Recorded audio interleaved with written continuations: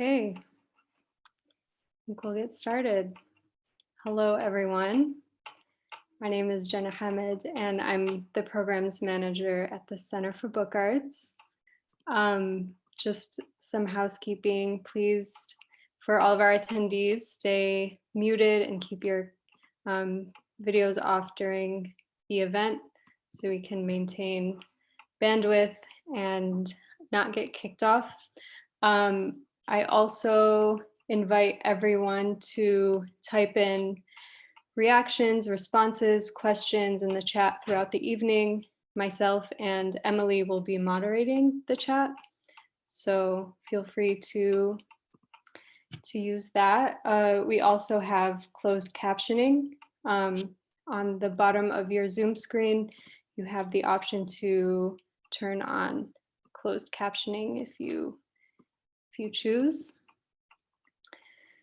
So tonight is the final installment of a series of public programs in conjunction with our main exhibition, Americans Looking In. We will hear from co-curator Emily Ahern, who will moderate a discussion among the selected artists featured in the show. If you haven't already, you can visit the exhibition in person by reserving a time slot on our website, centerforbookarts.org/exhibitions. Programs like these are possible with the support of our members, students, and those who attend and encourage our public programs and exhibitions. We'd also like to acknowledge the support that we receive from the New York State Council on the Arts with support of Andrew Cuomo and New York State Legislature, and by public funds from the New York City Department of Cultural Affairs in partnership with City Council. Finally, I'd like to introduce our moderator for the evening, Emily Ahern, who is an artist living in New York, working with language and sound. Ahern alters the semiotic system that is our language, obscuring its meaning. Okay, without further ado, I will welcome Emily to the virtual stage. Thanks so much, Jenna, and thank you everyone who has joined us this evening. Sherry, my co-curator, is also on the call tonight, and so I just want to extend my thanks to her for our partnership with this endeavor and for supporting me throughout the process as well. I'm sure you all can hear that I have a young child, so I apologize if that's distracting, but it's bedtime and it's been a rough day, so we're just going with the flow. But anyway, I wanted to also extend our thanks to the Center for Book Arts for offering us the opportunity to organize this exhibition, as well as all of their funders who also make this exhibition program possible. And I would like to thank as well all of our exhibiting artists without whom this exhibition wouldn't be. So we thank you so much for doing that, and then as well joining on our panels and discussions such as these. So thank you to the 4 artists who I will be introducing now. Before I introduce everyone, I do want to kind of walk through what the evening will entail. So you all hopefully should have received a digital recipe book. Our main focus this evening is to discuss art and food and how they relate. And in the spirit of that, because our original intention with this was to have an in-person potluck back in pre-COVID times, we hope that this is a way to kind of bridge that gap and still share good times over food. So hopefully you received that. If you haven't, you should be able to through the Eventbrite or the event. So anyway, I hope that if you did receive it, you were able to enjoy a meal.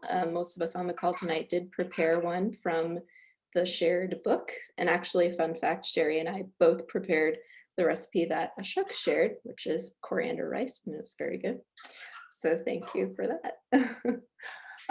So tonight we'll be discussing with our artists some of the artwork within their practice, and as well as, again, as I said, as it relates to food.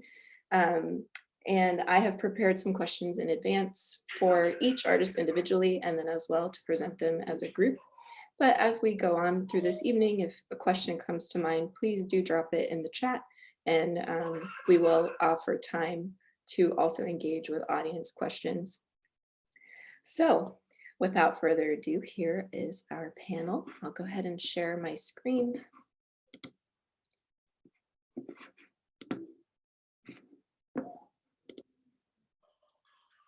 Okay. So is everyone seeing this okay? Here we go. So thank you again for joining us this evening. Again, this potluck is part of the exhibition Americans Looking In, which is on exhibit at the Center for Book Arts in the main gallery. So the first panelist I'll introduce tonight is Tammy Nguyen, who's a multimedia artist and writer whose works span painting, drawing, silkscreen, and publishing. And she intersects geopolitical realities with fiction. Her practice addresses lesser known histories through a blend of myth and visual narrative. She's the founder of Passenger Pigeon Press. Oops, excuse me about. She's the founder of Passenger Pigeon Press, an independent press that joins the work of scientists, journalists, creative writers, and artists to create politically nuanced and cross-disciplinary projects. Born in San Francisco, Nguyen received a BFA from Cooper Union in 2007. The year following, she received a Fulbright scholarship to study lacquer painting in Vietnam, where she remained and worked with a ceramics company for 3 years thereafter. Nguyen received an MFA from Yale in 2013 and was awarded the Van Leer Fellowship at Wave Hill in 2014. She is exhibited at the Rubin Museum, the Factory Contemporary Arts Center in Vietnam, and the Bronx Museum, among others. Her work is included in the collections of Yale University, the Philadelphia Museum of Art, the MIT Library, the Seattle Art Museum, the Walker Arts Central Library, and the Museum of Modern Art Library. Our next speaker is Eric Pickersgill. Eric Pickersgill is an American artist and educator working in Charlotte, North Carolina, and he was born in Homestead, Florida. He received a Master of Fine Arts degree from the University of North Carolina at Chapel Hill in 2015, and a Bachelor of Fine Arts degree with a concentration in fine art photography from Columbia College, Chicago in 2011. His work is often about photography as he explores the psychological and social effects of cameras and their artifacts on individuals and societies as a whole. His works are often reactionary to the shifting social, physiological, psychological consequences of the digital revolution. Through photography, installation, and sculpture, Pickersgill interrogates the many ways the internet, screens, and social media have altered society. His works have been extensively published, exhibited, and collected internationally. Brady Robinson is a photographer based in Baltimore, Maryland. She divides her time between personal art projects and commissioned work. She's the owner and founder of Be More Culinary. Her documentary, Art Desks, was published by Daylight Books with essay by Andy Grunberg and distributed by Art Book DAP. She's represented by Addison Ripley Fine Art. Robinson is adjunct professor at Goucher College and UMBC. She leads photography workshops throughout the United States and gives seminars on publishing photo books, fundraising for art projects, and branding social media strategies for artists. She received her BFA in photography from the Maryland Institute, College of Art in Baltimore, Maryland, and her MFA in photography from Cranbrook Art Academy in Bloomfield Hills, Michigan. And then our last panelist, Ashok Sinha, is a New York-based photographer whose large-scale photographs capture a sense of place tied to both natural landscapes and built environments. Sinha's photographs have been published by National Geographic and the New York Times and exhibited at the Museum of the City of New York, the International Center of Photography, and the Royal Photographic Society. Okay, so to start us off, I'm going to introduce Tammy Nguyen, who, just one moment, I introduced earlier. So thank you so much. All right, so Tammy, I was hoping to open this up with discussing the Color Curtain Project. The image on the screen kind of captures one of the moments from Color Curtain Project, which is a series of dinner parties and art book presentations that bring individuals of African and Asian American identities together. By breaking bread, learning history, and sharing stories, the project encourages constructive dialogue around political and social justice challenges that entwine African and Asian American experiences today. this project is so intriguing, and it isn't really what people typically expect or think of when they think of having an art experience. So I just wanted to ask you, what is the role of food in the Color Curtain project, and why premiere this work and collaboration over a meal? Yeah.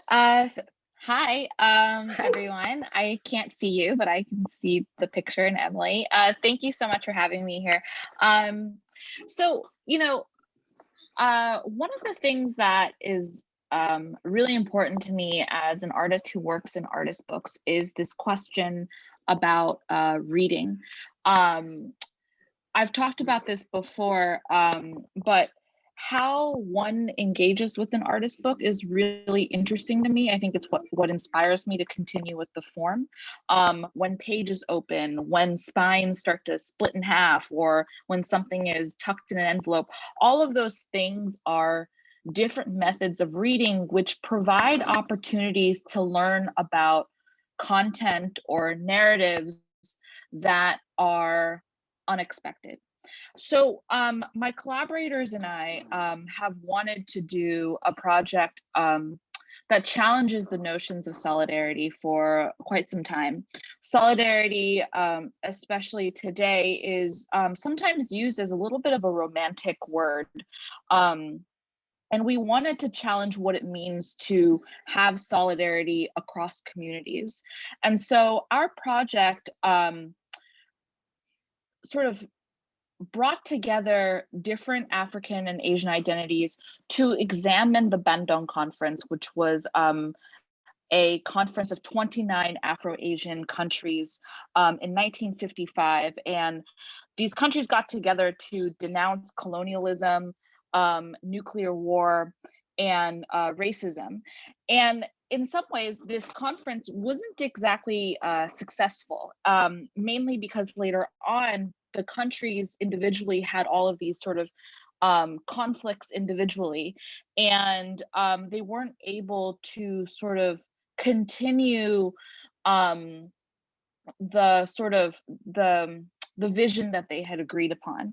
And so the reason why we wanted food to be involved with this was that this was a very nuanced history, a nuanced history that is forgotten, not exactly kind of like a headline maker. And so food sort of brings folks together in order to sort of experience something that could be nuanced. And so, I don't know how you feel, but sometimes when I'm reading about content that isn't always related to my direct interests or me, it takes me a little bit of extra work, and I think that that little extra work is the work that is involved in empathy as well. And so I think food for us kind of created this environment to engage with content that really kind of probed at these romantic ideas that are so present in our sort of cultural politics today.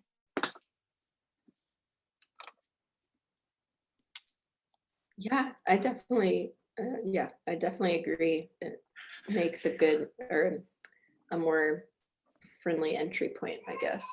Okay, well, thank you so much, Tammy. We'll dig into some of the things you brought up a little bit later.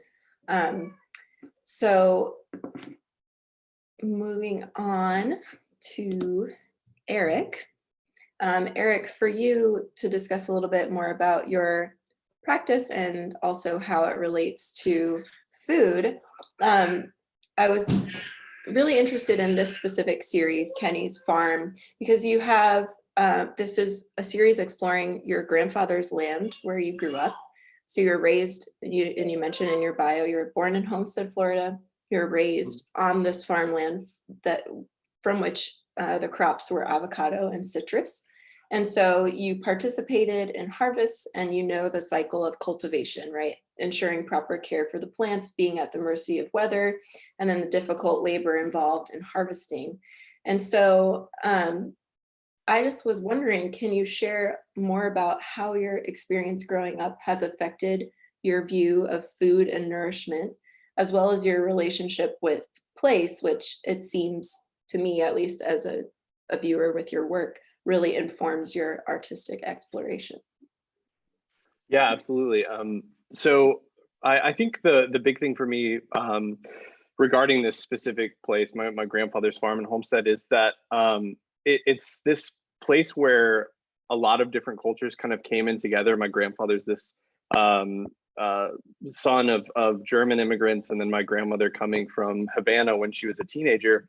And one of the big things that I always think about with this childhood within this landscape and spending a lot of time with my grandparents was that my grandmother had this very conflicted view of assimilation and what it means to be American, but also celebrating her Cuban heritage. And language was very tied up within that dilemma for her, because when she was a child and moved to the States, she was forced to speak English. It was something that her parents were like, you have to do this in order to be successful. And as like an adult now, like I wish she had spoken more Spanish around me as a kid, because I could have picked this up much more easily. But the one thing that she was never kind of pushed away from in her identity was the way that she cooked and prepared food. And so to have this like fresh citrus, we would go in the front yard and make fresh key lime pie from the limes that were the key limes that were right in the property, or having avocado salad with our arroz con pollo, which is the recipe that I provided for tonight. That was still this piece that she was so proud of and like wanted to make sure that I knew how to prepare it. And unfortunately, she's no longer with us. But tonight, my mom actually came over and cooked this meal with me, and we're both like tearing up in the kitchen thinking about my Nana and her stories, and seeing my two kids now who are 8 months and 4 years old eating this meal that kind of comes through this lineage just meant so much to us. And so I'm really glad that this exercise tonight with this cookbook was allowing that our family to have that experience. But so I guess getting back to the specific question as far as place goes and food, I think that the ground and the products that come from these places just remind me of my own history and how deep those roots are, but also how complicated things are now in America. And the work that I have on display at CBA right now, which shows the dichotomy or even just the division that's happening within our country because of the way social media has painted very different pictures for different Americans across this country. It's making things very complicated, and in one way I'm kind of glad that my grandparents don't have to deal with that now, that they don't see where this has gone, because I don't think either of them were hoping that this is where we would end up. Yeah, I guess that kind of sums up. I don't want to keep rambling for other people to be able to talk, but yeah, again, thank you for everyone that's being here tonight. And I'm excited that we got to share this recipe with everyone. Yeah, thank you so much for sharing. Yeah, I'm just very excited about this panel. I think everyone has such different backgrounds and nuance to bring to this conversation. So thank you all for being here and for entertaining my questions. Next, Brady Robinson. So Brady, you have a photography practice spanning the fine art to the commercial spectrum. So for example, in this exhibition, I have an example of an image from the series that's in the current exhibition. The series is called Art Desks. And to me, this series is a conceptual exploration of what a space says about a person. And you capture it in this photo documentary style, which at the surface almost seems like a commercial or journalistic treatment of the subject. And so over the past few years, you have, among other things, focused on food photography, starting Be More Culinary, which focuses on food and food photography. So can you tell us about why you began exploring food as a subject matter, and how does this part of your practice fit within the larger sphere of your work? Well, I see food photography as a form of portraiture, which was also something I was investigating with Art Desk. With Art Desk, it was this idea of someone's workspace being a portrait, but also the social experiment of navigating the art world. And shooting food, sorry, I'm turning up my volume. For me, I look at food like portraits. It has to have a good angle, and it's also a social experiment. Food is a unifier. I've done a lot of documentary work in Baltimore. I've documented the Food Project, which deals with going in and teaching kids how to farm in food deserts. I've also collaborated with a lot of chefs in Baltimore. So I started Be More Culinary as not only a food photography service, but also I started doing culinary events with restaurants and chefs to bring community and conversation together at the table. Great, thank you so much.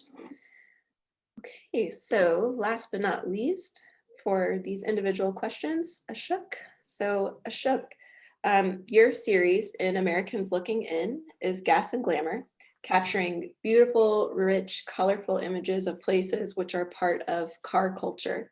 And these images evoke a nostalgic warmth and celebrate the golden age of car culture in Los Angeles.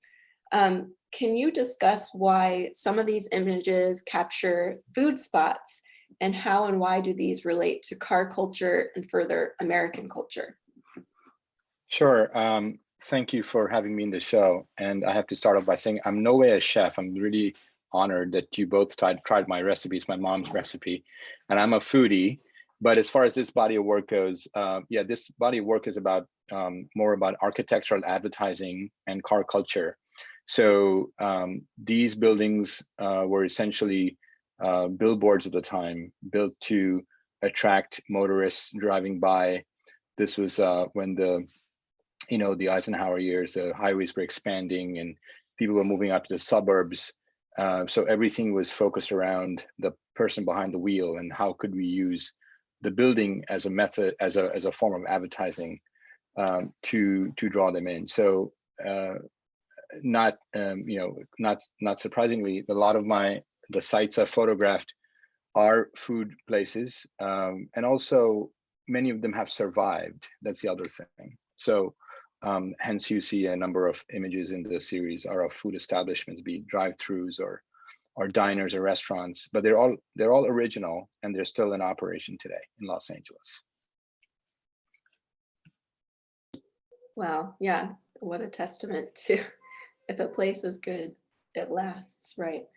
Okay, so I will go ahead and stop sharing our screen. So panelists, feel free to hop on. All right. Great, thank you. All right, so I think what's really great about all of your practices are these capturing these different ideas of tradition. And I guess to start us off, let's talk about tradition and the tradition of sharing a meal. Why is that powerful? I think, Tammy, you kind of started touching on this earlier. So if you want to start us off, and then everyone feel free to hop in. Yeah, I think the meal can often be a really often, not all the time, often be an unpretentious place. And that unpretentious place where it's it's inherently about filling you up, nourishing you, that provides a really wealthy opportunity, I think, for conversation. As artists, having a space to have a conversation that is about tough topics, I think, is actually sometimes rare. I think that gallery spaces or museum spaces have a certain set of politic, that are set for them, but the meal is still really a dynamic space with a lot of, I think it can be much more inclusive than a lot of other kinds of spaces without food.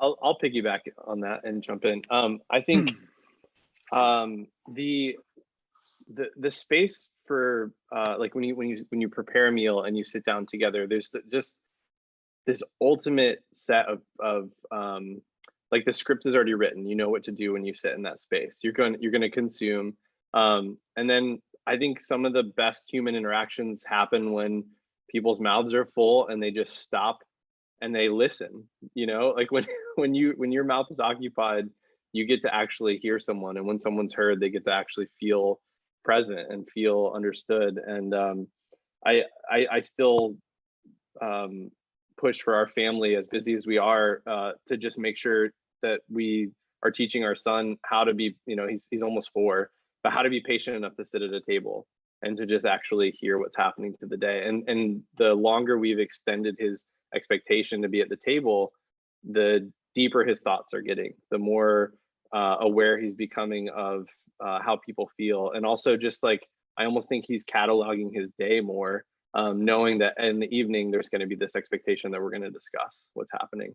And so the meal just provides this vehicle that you just all get to jump on board and be in it together, and just beautiful things happen.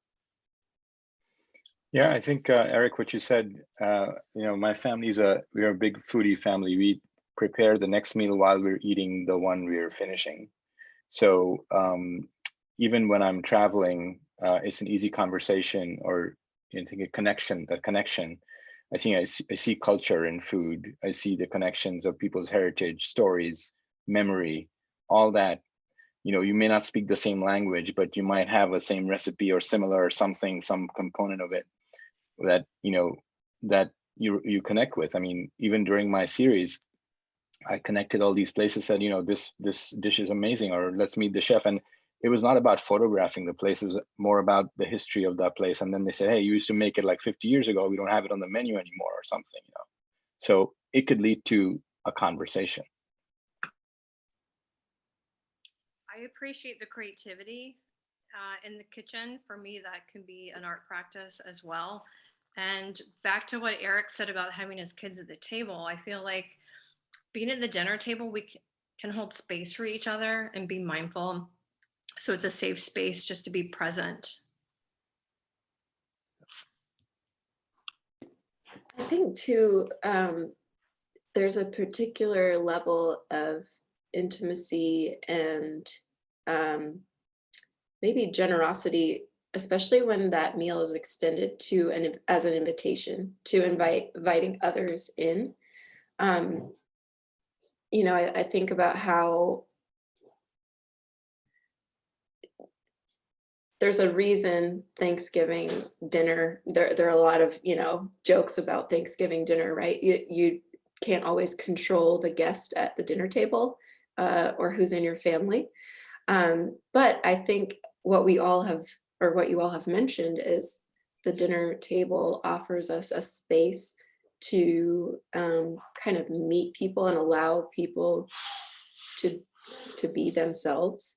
So I guess this leads to the next question: how is sharing a meal disruptive to divisions we see today?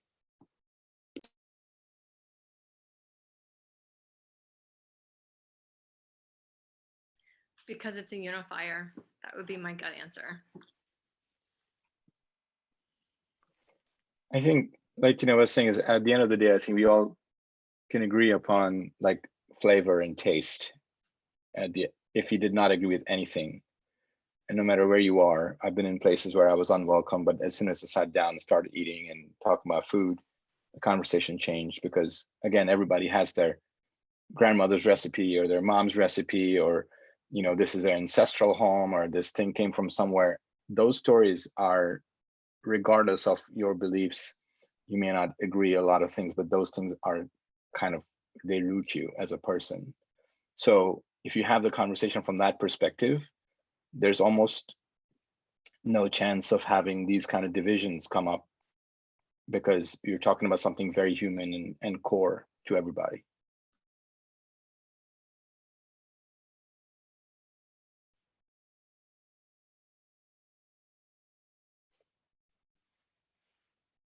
I mean, I guess at the base level, if you're hungry, you're gonna listen, right? Like it's such a core essential to existence, to eat. I actually, I think back to the project that Emily shared of my grandfather's farm. So I actually hadn't been on that land for close to 10 years. My grandparents had sold the property and it had gone through multiple owners. And then in 2015, I went down to Florida for a trip, and I knew I was going. So before I left, a couple weeks prior, I wrote a letter just addressed to the property and was like, "Hey, my grandfather built this place with his bare hands. Here, this is why I'm coming down." And got a phone call as soon as they received the letter. And one of the first things that Adrian said, Damien said, he was like, "We want to have you over for a meal." Like that was just their immediate like response. And I was a complete stranger other than those walls, but they wanted to feed me. And I drove down and had this amazing meal. And I mean, I was like sobbing at dinner because it brought back all of these amazing memories of my childhood at that space.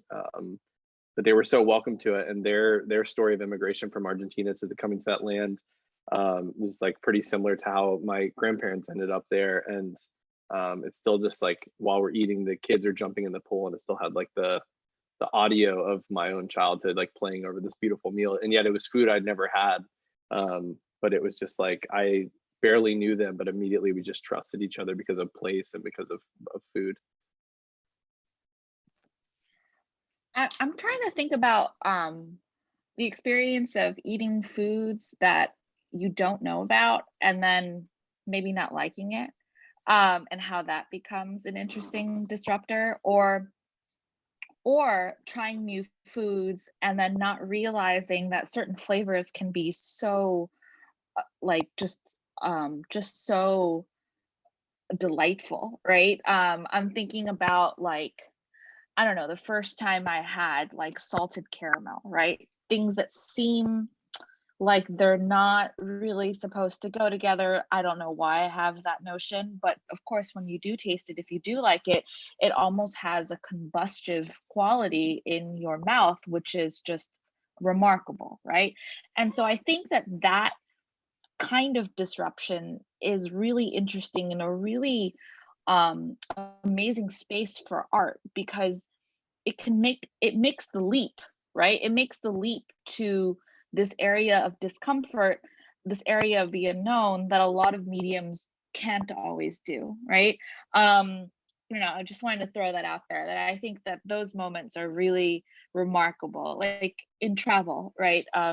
Going to a place, and I remember the first couple of times I went to Vietnam, seeing the sort of spectrum of fermentation, right? Fermentation can go from savory to funky really quickly, right? And the funk is something that it's a little arresting, and then you kind of ease into it, and then suddenly it just expands your being into this entirely new and exciting palette. Yeah, I definitely understand, yeah, that whole experience. I mean, so my family, my mom's from France, and French cheese is another one where the palate is acquired, I would say, maybe even built up, but it's the same thing with fermentation. I mean, cheeses take a lot of time, and sometimes, a blue cheese is a cheese that literally has mold in it.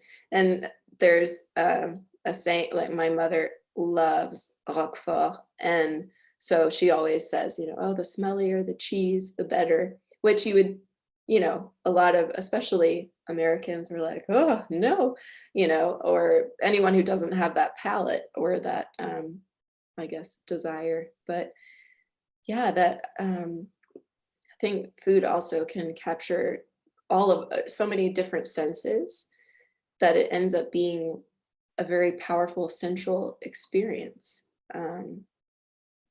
Yeah, Ashok, go ahead. I think I was going to say also, something came to mind. I was on assignment in Mongolia once, many years ago, and having that food also meant showing a sign of respect to our host. It was fermented mare's milk, and that, the smell, I mean, it was really bad, but I had just had to drink it because I knew that was my license to get into this person's life and also show my respect that I was, he was going to welcome me for the next 10 days. And if I had turned it down, that agreement was over. I mean, he wouldn't say it, but that would be a huge disrespect. So I think when language is a barrier, I think there are other ways you can show that sense of belonging or that camaraderie, whatever it is, through food. And I think that is a great connector, especially in some places. I think a lot also about the idea of generosity. So another side to that as well is I've been able to visit Madagascar, and it's a very impoverished nation. And so for someone to offer you food is also a sacrifice to that family. Many people in Madagascar barely eat once a day. So for someone to offer you food is, yes, also, you know, a respectful gesture, but also that an incredibly generous one. And I think that maybe coming from that place of generosity in an approach with a meal is also a step to disrupting the norm, you know.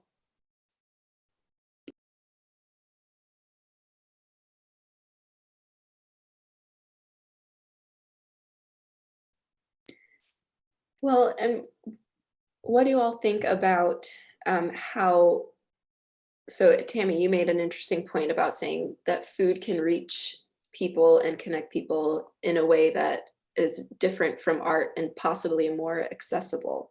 What do you think, or how do you think artists can create art to bring different people together? You know, I was thinking about that question. I actually don't really know. I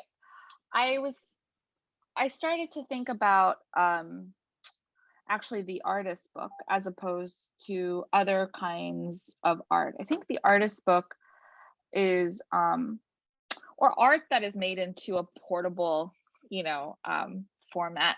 I think there's something about that and food which has a lot of commonality in that it can be distributed, it could be shared, and it can be you know, democratic to a certain extent, you know. And I think by those aspects, the possibility of bringing different kinds of people together is pretty vast, you know, kind of like food. You know, I think about this in my own practice a little bit, you know, like I have passenger pigeon press, and then I also have a painting practice. And, you know, passenger pigeon press, we make democratic multiples every season of the year. And in my painting practice, you know, well, you know how it goes, you know, you have exhibitions or whatever, and the kinds of people that you can reach in those two different networks are really, really different. I think that the painting one can sometimes be a little bit homogenous, you know, like folks who are interested in particular set of things, whereas with artist books, you know, it's all sorts of stuff because there's the content, there's people who just like artist books, there's people who like collecting those things, you know, so it kind of does this different thing of when it navigates demographics, you know. So I don't know, I'll just throw that out there that I think, I don't know, I think artist books and food can go hand in hand.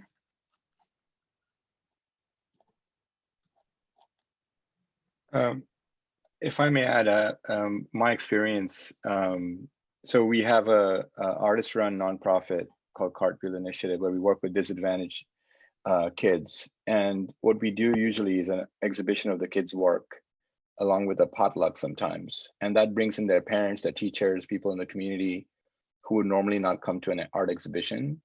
And that is a great thing. I think everybody looks forward to it at the end of the semester.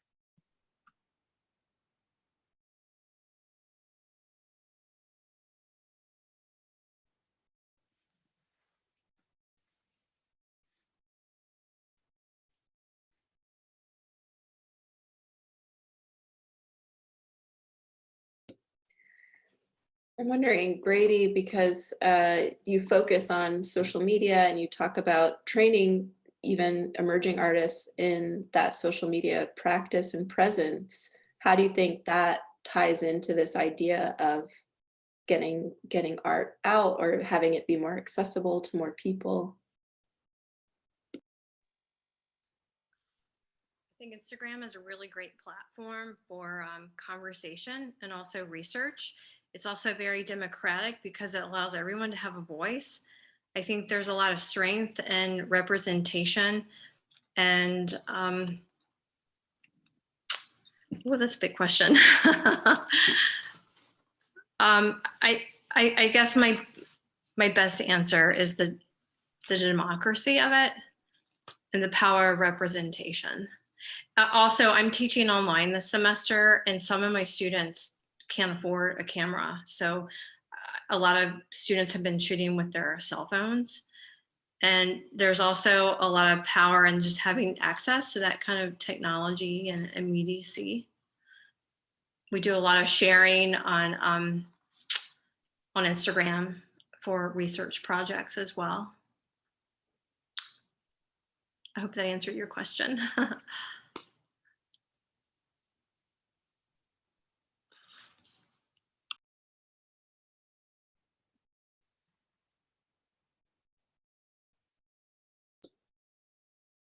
Okay. I just want to mention that we will be opening questions to the audience. So if you have any questions for a specific panelist or for the group, go ahead and start sharing them in the chat. In the meantime, this I think also is a big question. What do you all view as an artist's responsibility to culture in sharing their work? So is there one? Why or why not?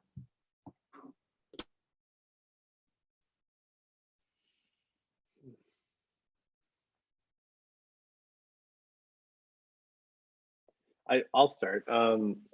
I personally feel like there is one. I don't want to claim that it's a universal expectation that people share it. But that's, I think, what drives the people who say they can do it versus the people who do. Or at least it does for me. Like I don't know, I stay awake. I have to get out of bed in the middle of the night regularly because I need to write things down. Like there's just ideas, there's so many things that need to be said or expressed or just experimented with. And so as an artist, for me, I'm just restless in that sense. And I think it's tough when you, I don't know, there's so much going on when, like, going back to the idea of how like democratic Instagram is, which I don't fully agree with that, just because I think that there's a lot happening on the underbelly of it that prevents us from seeing certain things. But I think that it can be challenging to want to share when you're in like this sea of just constant production over and over and over again. And I don't know, it's weird because I feel like I've been producing a lot, but I've been keeping it in my own home. And I don't know if that's something that's like happening because of the pandemic or what that is, but for the past year, I would say, like, I haven't lost my interest or my thoughts of production, but I've lost a little bit of my like thrusting to get it out. And maybe that's just because I'm sitting on a few things until they're ready. But I don't know, it's, I guess, going back just the idea that, you know, those of us that are making it, we just have to, I guess. I think as a photographer, I have a responsibility to document time and place.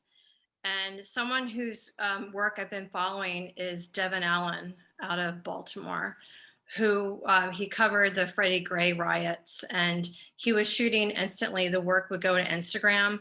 And from that, he was contacted by the photo editor of Time.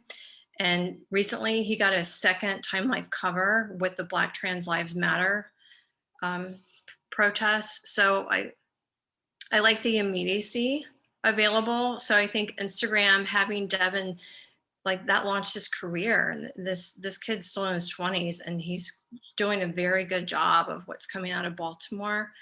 I'm also really obsessed with the work of Frances Benjamin Johnston, who was the first female photojournalist who had a portrait studio in DC at the age of 13. And if you compare like the technology of today to someone like her, she was shooting with a large format camera or showing her carte viste at a local fair in Virginia. So I'm really interested in technology and how we distribute our work. But just as a broader theme, as artists, I think it's important to document time and place, also as an archive. So, you know, generations after us can see what it was like, both our personal experiences and political as well.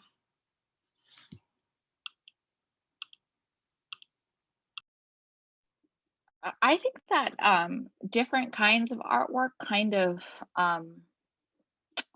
possess different kinds of responsibilities depending on their nature, right? Like I think, you know, when I think about Passenger Pigeon Press and what we do there, the work is so much about politically urgent topics, bringing scientists together with poets, or, you know, the current issue that I'm working with, we're doing something with Native American seeds, and then also working with somebody who's done work on fake islands in Asia. You know, like there's a certain kind of didacticism, and there's a certain kind of almost like reporting that is intrinsic to Passenger Pigeon Press.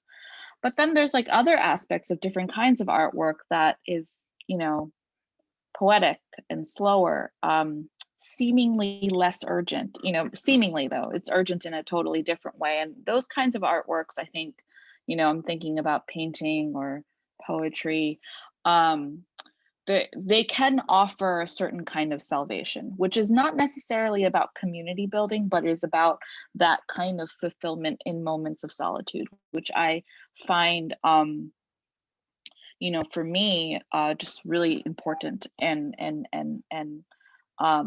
you know, fulfilling to be a receiver of and to be a maker of. So I'll put that there. I just want to say that I kind of agree with a little bit of Tammy and the others about, you know, just in general, the type of work and how it gets shared and shown. For example, you come to this whole conclusion that our Instagram feeds are now sort of curated, and that's kind of taken away the sense of freedom. I kind of wish I had one place on my website or somewhere which is called oddities, and things that how odd I am sometimes, how crazy I am, how ridiculous I could be. I could just put it out there. I think as a professional commercial photographer, I've kind of lost some of that because everything is curated. Everything is the finished product. My clients, what are they going to think if I put this image out there? Is it really saying, you know, speaking to the rest of my portfolio? So I don't know. I think I'm kind of on the fence as to, I don't think we have that safe space. And again, if I was going to be doing photojournalism, that's a whole other story. But as far as my practice goes, it really depends. And I kind of struggle with that. Yeah, that's really interesting. Can I ask, what do you think, how important is image, or what can you maybe talk about that friction we have as creators with exactly what you're talking about, the image that you're presenting versus the self, right? There's creating art is so intertwined. So often we art is almost an extension of ourselves, but it's removed from ourselves, but then it still represents us. It's very strange. Yeah, can you talk about that? Sure. I think we're all as artists, we all have we are interested in a lot of things, but the world we live in wants us to be in one kind of silo, right? So when I see you, you do this. And if you say too many things, then they're confused. So do I talk about my abstract work? Do I talk about my portraiture work? Do I talk about my architecture work? Yes, I'm interested in specific topics within these genres. It doesn't make me scatterbrained, it just makes me an artist. So I think I'm sure everybody's been through this process. Like, how many times I've gone back and forth, or do I show this work on my site? Do I just, you know, create a separate private site, or like a hidden portfolio or something, and then some editor would say, oh my God, how come I've never seen this work before? I mean, there's once a story I did on Indian bagpipers, and I showed it to my editor at the Times, and he said, how come you've never seen this before? And it got published as a story. And for a while, I was known as a bagpiper guy at the Times, because I'm like, so be it, you know? But it took me a lot of courage to even show that work, because I was afraid how I was going to be labeled as, and that would prevent me from work I really want to do. Whereas some things were personal projects, like I do short films, those are personal projects, and I'm interested in the subject matter, human interest stories. But on a commercial level, to my clients, that would be confusing. And I think there's always a constant push and pull as to who's seeing my work, how do I want to get hired, is this going to lead me to X, Y, or is this going to make people confused? Sorry if that's a very bad answer, but No, I agree completely. I think the art world wants to put artists in little boxes in terms of their styles and the way they work. And the commercial world does as well. So I relate to what you're saying about personal projects and what do you show? And it's, yeah, I mean, there's a lot of there's been, restrictions there. yeah, I think we all have, and we all are constantly doing this. I mean, it's a shame because I don't show probably 80% of my work that is out there because of that fact. I mean, again, Eric was saying the constant thing about not sharing too much. I mean, like, oh, is it really ready? Am I going to be judged because it's half baked, and because people are not going to give me the opportunity to say, but wait, this is a work in progress, or this is my process, or whatever, or should I just wait? And then that waiting game happens, and then I overthink it and never gets shown. Recently, I saw a photographer create a BTS link on her website. And when you say, I wish I could show my goofy side, where does that fit in? It was really beautiful because it shows like the mistakes or the mishaps or the fun that you can have on set or behind the scenes. I'm like, oh, that's a good category. I want to be in Yeah. that section on my website. That's right. That's right. I think it's important. Sorry. One more thing I wanted to add about that is I think it's important to still have fun in what we do and find joy. I feel like we're living in such a heavy time that it's okay to give ourselves permission to just find joy right now because everything's really heavy. Just as balance. I'm sorry, Tammy, I didn't mean to interrupt you. Oh, no. I was just gonna add, I think everyone, whether you're an artist or not, and everyone knows that the next human being is a complicated being. Everyone knows that, right? You can be in any kind of profession and know that you shouldn't be in a box, right? And I've been thinking, I went to the muralist show, the Mexican mural show at the Whitney, just last week or so. And there was this really, really like finite, tight, beautiful rendering. I can't remember what the proposal was, but the label on it was Philip Guston, and it was so interesting because, from school, I know Philip Guston as being the painter who was abstract, and then the painter who kind of built this completely transformed into this remarkable painter of provocative cartoons and characters, right? And then to see this one drawing, which it was so tight, like it was so tight. It was neither the sensibility that's present in the the sort of cartoonish paintings or the abstraction. I thought that was really, really cool. And and then I was thinking, just as we're all talking here, Barack Obama's book is like almost 800 pages right now. Like, what does it, how long and how big do you have to be able to show all of that? Like, when do you graduate from only getting 200 words to write about yourself? Or when do you graduate from only being able to sort of present yourself as, Tammy, the artist that does X or whatever. And, you know, just to bring it back around, passenger pigeon press, you know, when I talk about it, I automatically change pronouns and I start saying we, you know, and that's a little disingenuous because passenger pigeon press is me. But it's that shifting in the names, right? Where I'm playing with this idea of identity, right? That, you know, there's Tammy who makes paintings, and there's passenger pigeon press, which is technically under the same umbrella, but it doesn't always roll that way because of the content of those practices or those trajectories. So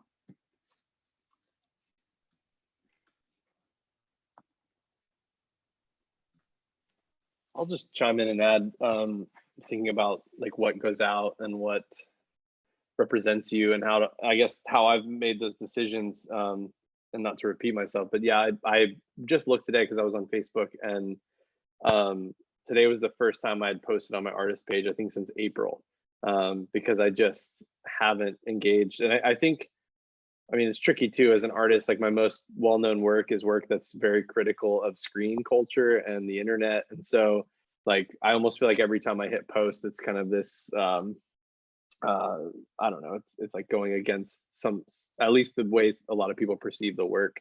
But I also think about, no, I love that you brought up that idea of like Obama's book and like how big you have to be to like get everything out there. And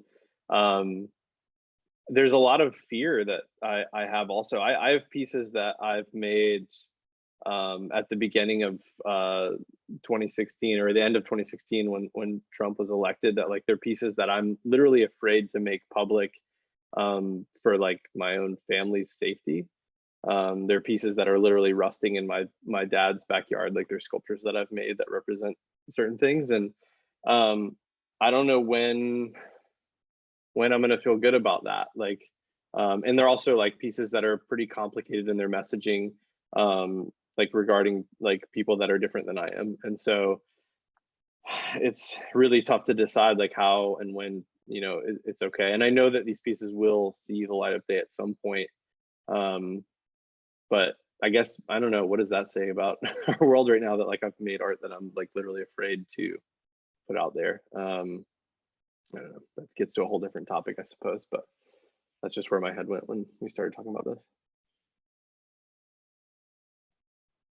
I think actually one of my favorite exhibitions I've been to date is it was at the Met Breuer, and I want to say it was called The Unfinished Work or something along those lines. But the basic premise of the exhibition was every piece in the show was unfinished.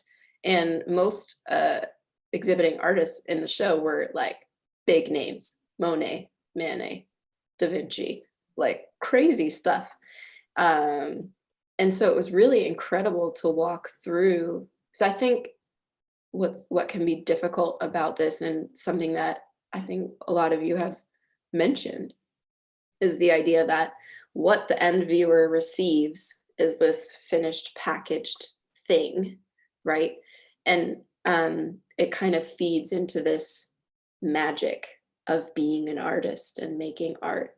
And we ourselves fall into that struggle of working through, like processing, as you were saying, Ashok, like being afraid, like, should I tell someone this is a work in progress, or that I don't have all the answers yet, or that this is still being fleshed out? How does that work? Can people understand that? Can they accept that, right? And I think this all ties up into this idea of image and what we're presenting, and how, because things are so quick and we have to anticipate the perception of others, it really makes this process really difficult. Yeah, I think, Emily, what you said about the anticipation of the perception of others, that's like key. And that also can, that usually drives us crazy. Like, what is this X person? And you know you can't control it, but you think you can control it. So you say, I'm going to only show 5 bodies of work who I think a curator at X place is gonna like, but maybe it's completely different. In my personal experience, I've gotten jobs or shows which stem from completely unrelated bodies of work, completely unrelated. I mean, showing architecture and getting a portraiture job. I mean, tell me where that thing is. My first architecture job was from a travel assignment that I photographed in Brazil. And I didn't even know when this person called me, said, I like your architecture work. And I really thought that they were calling the wrong person. I said, I'm sorry, but I'm really honored and flattered, but I don't know what you're talking about. And then I realized there was one picture I had made, and that got them to think that I was an architectural photographer. So.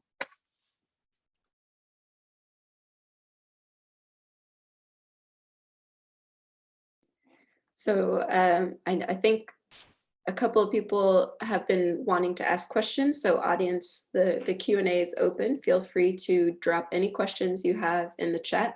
I know we've received one so far, so go ahead, the time is yours. These were all the questions that I had prepared, so I've been kind of following the discussion as it goes. So again, yeah, audience, please go ahead and ask your questions. And please continue if anyone has any more thoughts to add based on Ashok's observations.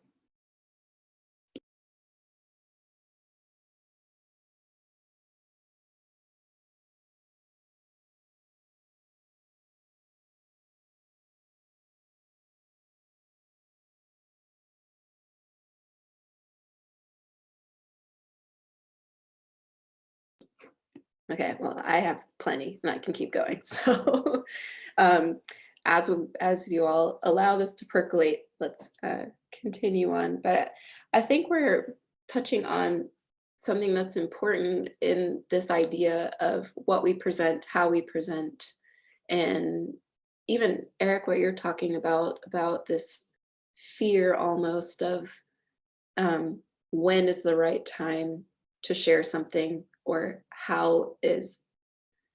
when is the right time to share some messaging. Even work that I made a few years ago was already difficult then. I can't even imagine now, just with how things are so heightened. And I think something I've been wondering about, and maybe a previous question I asked kind of hints at this, but I think we can all agree, and it sounds like many people in our nation agree, that the hostility and deep differences that we're seeing in our nation are a problem, right? And the fact, and maybe not that the problem is the difference itself, but the fact that there's no kind of connection, right? How can we bridge and meet one another respectfully and engage well? I think that's something we all talked about, even with meals allowing us that opportunity. But how can, I don't know, what is the role of the arts in this? And I know we were saying that it's difficult to put our finger on it, but is it too big of a question to say what's the solution?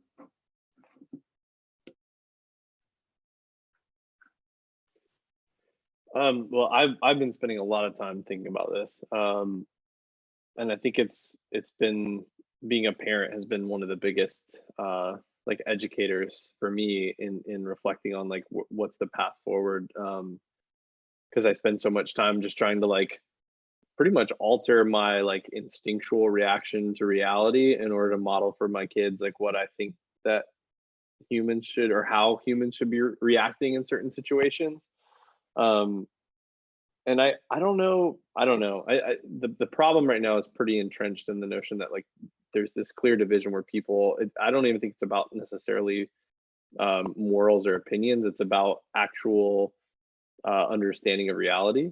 Like people are literally seeing two completely different countries. And I think that the algorithms behind all of our beloved social medias are extremely to blame for this. So I don't know. I don't know necessarily how art can bridge that, other than if you're speaking of a message that like allows you to hear other people out. And I've spent a lot of this past year just getting upset, and then like I'm like, I need to get off social media and stop reading this stuff, and then I get back in and then it's the same. But really, like, I don't know, I still find myself acting like a teenager, like wanting to be very like heightened and emotional and combative and aggressive, and that as we all know, doesn't fix anything. But at the same time, there's also this like social expectation that if you're not really fired up, then you're on the wrong side. And so I don't know, that's a huge thing, but I really think that I don't know if I guess maybe this is really a time and a platform for when, like, despite the fact that we can't physically be around each other, if you can make things that bring people to the same table, bring it back to food, if you will. But if we can just show up and close our mouths a little bit for a while and let people speak and hear them, we can start to get down into the more nitty gritty as to why things are happening the way they are, or why people see the world the way that they do.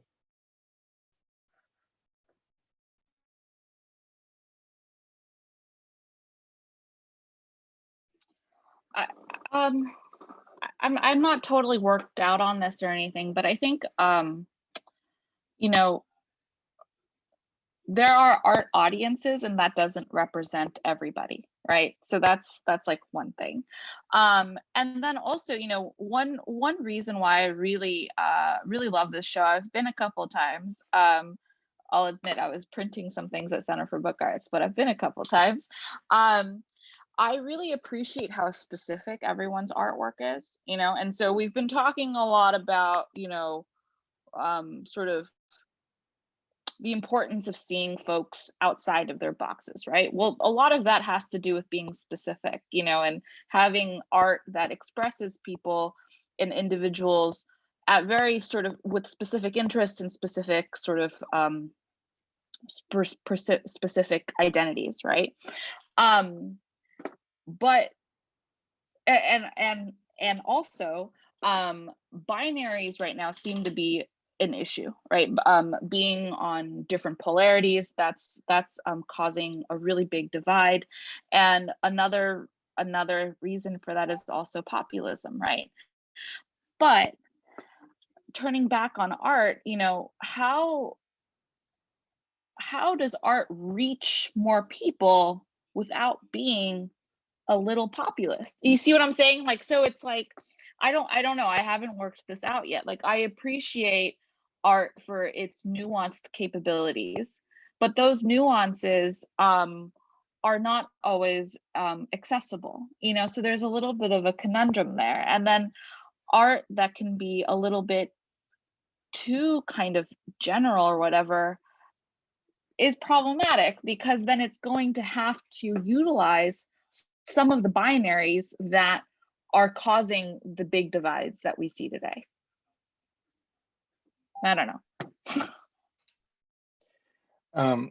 I would say that in the context of my book, I've actually got to meet a whole different group of people, of design lovers, car lovers, architecture lovers, LA West Coast lovers, mid-century design lovers, you know, and the discussion has been a whole different kind of passion in terms of what is considered, who is the greatest architect, or what kind of what is your kind of choice of ride, or what this brings, and what is, you know, that kind of division, which is nice because I've met a lot of people and gotten in conversations where we went deep dive. I'm a car guy at heart, so I mean, it goes back to, hey, you know, you can't consider that to be the greatest car of, you know, that year kind of thing, you know. And there are passions, and obviously, you know, in real life we probably disagree on a lot of things, but these were healthy conversations and interesting disagreements, and brings out the geek in all of us in terms of whether it be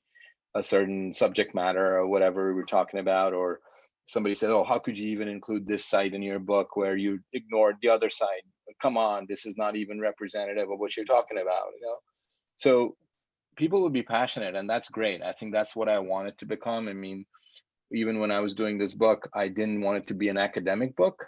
And that was a departure from the very beginning. It was a conscious choice because I wanted to make it for the masses, so to speak. I wanted to make it for people who don't go to exhibitions or don't go to the AIA or, you know, institutions that I'm involved in, because I wanted people to use this as a way to discover their own city, which is why I QR coded all the images with driving directions so that people can go see them. And at that time, I didn't know that this could become a thing, because now people can get in their cars and go see these places. So it is a way for me, it was a way for me to bring that, you know, bring this world I live in into a more greater conversation, and people can relate to, and kind of speaking outside to people in my circle. It was a hard decision, but I kind of wanted that. And, you know, I kind of enjoy that different kind of conversation other than just about art.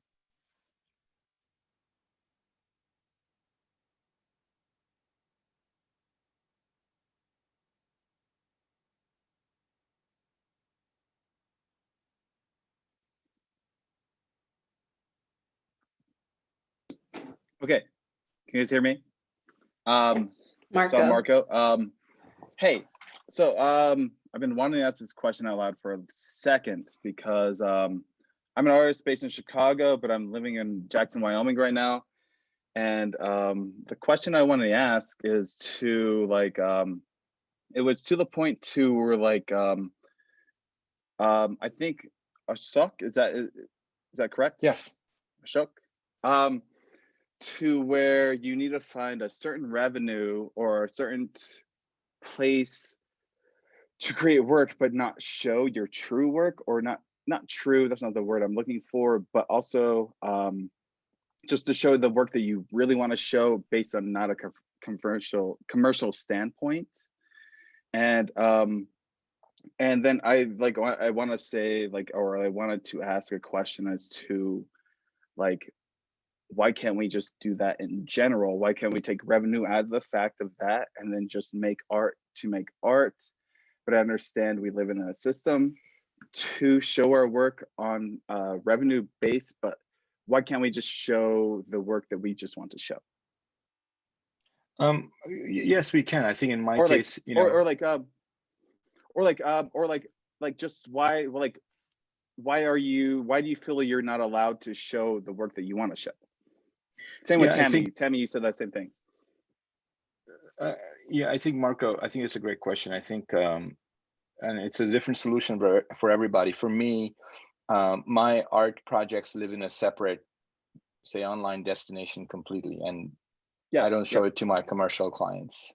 And if they come across it, I mean, there has been instances where the two worlds have met, but for most of the time, when someone's assigning me a commercial job, they would probably want to see something that's relevant. Going back to the 20 seconds of attention span that especially commercial clients have, if they're looking to hire you for a specific project, they want to see that you can do this kind of stuff. I mean, they might appreciate all the abstract landscape work that you do, but that's not the first thing they want to see. So I think that adds to the conversation. But every time I do go into a meeting, I always show some personal work, and that's always been the case. And that just shows to the person who I am as an artist. What is my voice? What do I do outside? Because I'm sure you've come across this thing like, when you sit down, right? And people say, what have you done outside of assignment work? Exactly. What do they say to you when you go into that work, or you show them your work? What do they say to you with that? I think it definitely, I think, positioned me as a different artist in a way. How am I telling the stories that I care about outside of what I do in a commercial, in my commercial practice? What do I really do? What projects do I do when no one assigns them to me? And what does it mean, right? I mean, I'll give you a very funny example. I was in a show where I showed landscape work, and there was an art buyer from an ad agency that came and saw the work, and I got hired to shoot a Denny's commercial. Go for it. So so so in a process of that happening, how can we merge both of those worlds if we can? But if we can't, like, what's the next process after that? What do you think about that? Because ultimately, I believe that we can ultimately bring fine art to just basic like human structure of like just showing the world of true art and everything like that, and get rid of everything else. That's how I process things. And like I work with big marketing companies and everything like that, but like I just want to show true art, and then just like I want the company to work with me instead of me working with the company. I think, first of all, I think there's an audience, right? You want to show commercial art to someone, to a commercial buyer, and art to a gallerist. So I would never show my commercial work to a gallerist, but it could go the other way around, because when you're putting up a show, you're doing a book or whatever it is. So there's kind of work. degrees in art. Yeah, I mean, it's different sides of who you are, but Yeah. it really depends, like doing that custom presentation for a client, right? Yeah. You just have to show that very specific work first, and then kind of continue showing other things if you want to, without confusing that person. That's been my experience. When I try to show too much, people get confused and say, well, I don't really know what you do. How do I use you? Yeah. I resonate. Oh, sorry. Oh no, go ahead.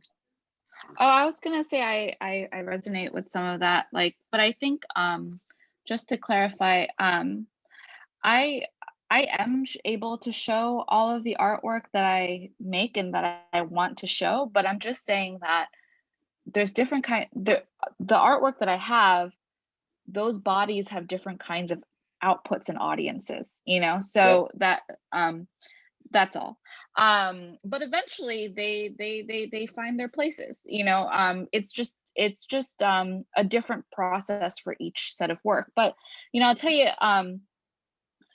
I think that over time, though, because the thing is, every artwork or every body of artwork has a community that's at first it's invisible, and then they become visible over time, because you start to meet people and have relationships, and then your community start to take more risk on you, like you can then try something else, something pushing it a little bit further. I'll give you an example. I have these are pandemic times. I have a virtual exhibition right now of paintings at my gallery, Hasfleta. Thank you. It's they're awesome. And Karen and Jesse know that I make artist books. I think most people who know me know that I also make artist books, right? And we did an artist edition. It's nothing like Passenger Pigeon Press. I made sauce. I made a jar of sauce, and the sauce, there's 70 of them, and the label is like a book, or I'm thinking about it as a book. And even though the show is a painting show, we made this fun little thing, right? But I think that, to have this little artist edition involved in the show, I think that in some ways it's a result of the relationship that's been cultivated over time, so they know me and they know my work and stuff like that. And this time showed a certain kind of opportunity. This opportunity happened to be virtual, and it happens to be almost Thanksgiving, right? So there are all these different opportunities that, I guess have more opportunities embedded inside them. But it's something that I think evolves with your relationships with certain individuals and institutions. True. So do you think there will ever be an actual like equality between commercial and fine art? Or do we think that like we're always going to be like, not with like Warhol or like Basquiat or anything like that? Like, do you think we can ever merge that again? Or do we think it's just so diverse right now? I think it depends on. Do you think it'll happen again? I don't know. Like, yeah. I think it depends on the project. I've done work which is very much my personal art practice for a very, very commercial client. And I would never have imagined that. And I think it came down to also, I think there's a question in the chat from Chris about how to exhibit the work you're producing. I think it came from that. And that was a kind of I would say, a moment of courage to show it in some media, usually social media or somewhere, like a comedian trying out new jokes, saying, let's see how people think about this. And somebody saw it and said, I love this. Can we do it in our context? And that was a kind of I would say, a stroke of luck, or things just worked out. But I wish I was more. I think it worked out. Yeah, it worked out. If it was a concerted effort, I'd love to do more of that. But like many projects haven't been done. Well, do you think we'll go back to that, or do we think we're forever just between like as being a fine artist, and then like I'm a commercial artist as well. Like I work with Adidas, like Lululemon, like Nike, and like, do we think we can disperse that instead of like creating a revenue brand? Because a lot of artists, or like a lot of corporations, came into like Chicago, you'd say, and they're like, oh, we want to like a small biz, create small little things, but like can we just make it a big thing to where, like, do you think we can just make it happen on a global scale with corporations? Or do you think like it's just a different world between fine art and corporation art? Or like I don't know. I mean, there are corporations supporting artists. I mean, I bought a piece recently from Absolute Art. They have amazing artists, and I bought a piece from them, and they represent artists. And so there are corporations out there that are actually supporting fine artists. It depends on. No, for sure. Yeah. Right. I mean, it really depends on, again, who is doing what kind of work. I mean, I know people who shoot for Patagonia do some amazing work for their stores, which is unrelated to commercial work. Yep. Thank you so much for all of that. Tammy, thanks for dropping your exhibition in the chat for anyone who wanted to take a look at that. Ashok, you briefly mentioned it. There is a question in the chat about, do any of you think about the final exhibition of the work as you're producing your artwork, and how does that inform your process?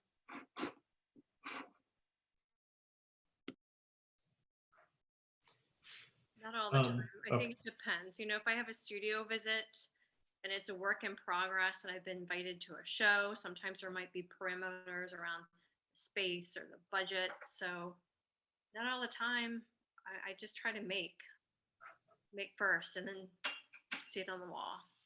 I'm sorry, Art, what were you about to say? It was pretty similar to that. I definitely think that there's only been one or two like project ideas I've ever had where the outset where people engaged with it was at the forefront. And those are ideas that I'm still like tinkering with, but I can like specifically think about my Remove series, the one that's behind me with the smartphones and the performance with the audience. Very early on with that exhibition, where I was so heavily thinking about the divide that our devices create, like in a physical sense, I was like, I want to have, like, whenever I do show this work, I want to not allow devices in. I want to have this kind of a closed off gallery space where you walk in, there's no devices. It's about coming in at a set time with a group of people and you start to immerse in conversation. And I was working on that as a student. I was a graduate student at Chapel Hill. And one of my advisors, when I floated that idea to her, she was like, well, you're just going to be in a gallery by yourself. Like there's not going to be anybody there because you're not going to be able to reproduce the work and bring people in to be able to have those conversations. And so that was one of the first times that I had to kind of push aside the exhibition piece during the creation process and during the development process to be able to just like, let me get into the meat of the work. And then we're going to figure out the best way to display this and how to disseminate it in a more democratic way. And yeah, it's such an interesting question. I think there's some works that need, like, if it's about bringing people together, it's about some sort of installation or an experience. Like it needs to be designed the way that a theatrical performance is designed. Like it needs to have the audience in mind as it's being created. So it's very fluid, I think, in the long story short. I'm going to I say, think I've worked in. go ahead, sorry. Sorry. Oh, are you sure? I was just gonna say, I think that I've worked in every way and in between. You know, there's some opportunities that that allow for a lot of fluidity and change, and then sometimes there are opportunities that are really, really stringent. So, you know, I think there, you know, there was one exhibition that I had at the Factory Contemporary Art Center in Ho Chi Minh City. This is kind of a humorous story, so I'll share it. Vietnam is a censored society, and so all of the artwork that needs to that will be exhibited needs to be approved, and the approval process is really, really like specific. Like they need to see the art. But as many of you are artists probably know, you know, a lot of times you're working on that painting until the shippers come or until it goes on the wall, right?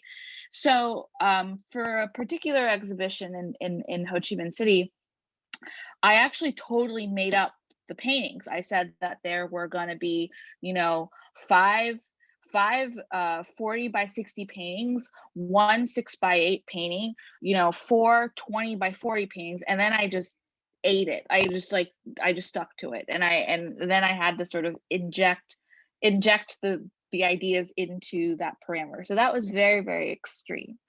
And then other kind of funny moments is like, you know, Passenger Pigeon Press, these artist books that are very experimental and open up in different ways. Well, you know, we also work on a shoestring budget, right? So everything has to fit in a 6 by 8 envelope. Any more than that, then it's going to be financially pretty difficult to keep up that edition. So there's things that happen all the time that happen like that.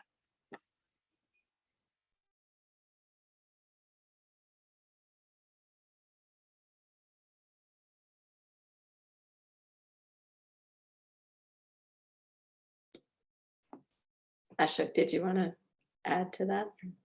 No, I just was just a quick thought. When Eric was talking, I just remember having a conversation with a gallerist and the concept of bringing an audience into your work, or how would you engage them? And I kind of just, what Tammy mentioned, I kind of made it up, saying, you know what, these should be huge pieces, backlit. In fact, we should not bring people into the gallery. It should be facing outwards.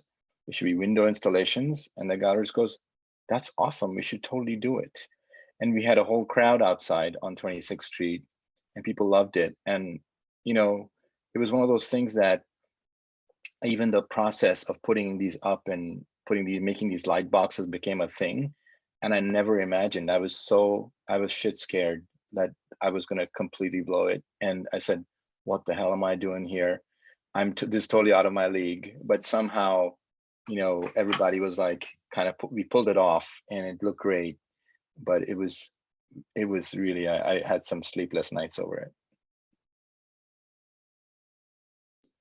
Sometimes parameters force us into a corner of creativity that's really uncomfortable, but it gives us the opportunity, I guess, right? Right. Or the question you get at the end of the portfolio review when the review is going well and the reviewer asks you, so how do you envision these to be in a gallery? I'm like, wait, I never even thought that these are going to be shown anywhere. What are you talking about? Oh, what kind of frames are these going to be? I don't know, gold frames, massive, huge. Okay, well, we've reached kind of the sweet spot for wrapping up. So I want to thank you all again for joining us this evening. It's been really cool to talk with you, learn more about your practice and how you approach art making and thinking through everything. So thank you so much. Just want to remind our audience that all of these fabulous artists have work in the exhibition at the Center for Book Arts in Manhattan. So if you are around New York, please go by. You can reserve a time to do that. I'm just going to drop the link in the chat for everyone to take a look at the exhibition and reserve a time. But we Thank you all for joining us and for your thoughtful questions. Thank you, panelists, for your incredibly thoughtful responses. I really appreciate it. I think we're all set. If anyone wants to linger a little bit and say, like, go off mute and introduce yourself, feel free, or say goodbye as you head out. That'd be great. Thank you. The comment I was gonna say, it's kind of passed a little bit now as the conversation has gone on. But I believe what Ashok said, and you don't want to show too much work to a dealer because it can be confusing. Like, who's your audience? What are you showing? But at the same time, I think that there's always a lot of common denominators in your work. You can do a couple different things. You can do fine art, you can do commercial. There's often something that ties the work together. Is it really colorful? Is it formal? Is it data based? Is it location based? So even though the work can be two different subjects visually or even conceptually, it can be really similar. So once you get one series into a gallery, and we've worked, many of you know that I've worked many years in different galleries and as an independent dealer. Sometimes you just represent one body of work and then another gallery will represent another artist's body of work. And it can be an interesting segue into getting everything represented by one gallery, even if the work is quite different. And the other thing I was gonna say, I think that it came up that there's some artists that are always creating. You experiment, you utilize all of your ideas, you fail at most of them, but that's great. Sometimes you just want to check it out. And then there's artists who they work toward an exhibition. One of the galleries I was briefly with, we would give an artist a show every other year. So artists would kind of just like hang out, not do a lot. Maybe they did something else as a full-time job, which is totally fine. Some of the best artists I know do something totally different full-time. It influences their work in an interesting way. Anyway, and I think that that's also an interesting thing. Just share, if you're working with a gallery or if you have clients who acquire your work, share all of your weird ideas with everyone. And then my last comment, sorry, I'm just like on this soapbox talking, everyone. I'm a total weirdo on social media, and I actually specifically say in a couple of my professional practice courses, put your best version of yourself out there, do this, do that. But then I end up by saying, I post everything. I don't have a personal account. Everything is me. I post about my bunny, about my shoe love, just everything. I don't want to, I like being me, and that can often result in more genuine relationships with other people in the art world who have similar interests as you. So find what's best for you, because we're all human. And I think especially now after COVID, people will see there's a lot more to artists than being an artist and the art that they make. They're human beings. There's mothers here, there's people who are dealing with other things here regarding race. Maybe people have lost people they love in COVID. I don't know. So that's all I have to say. Thank you, Emily, and all of the panelists. You guys are all so great.